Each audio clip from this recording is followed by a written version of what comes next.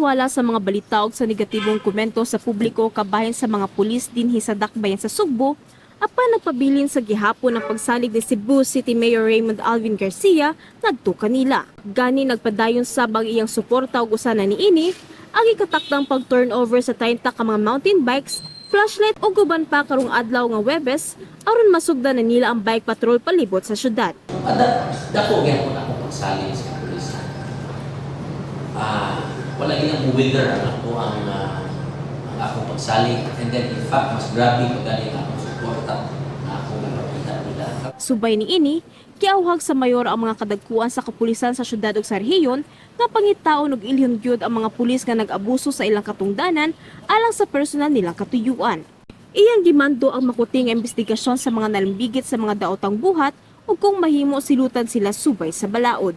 So ako, I am appealing and calling kadagkuan sa pulis to look for kaning mga policemen, law enforcement officers who are abusing their authority or their power for personal interest. Even not personal interest.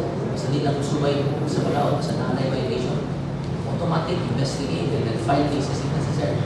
So nobody sa Panginoon, no whitewash when it comes to investigation.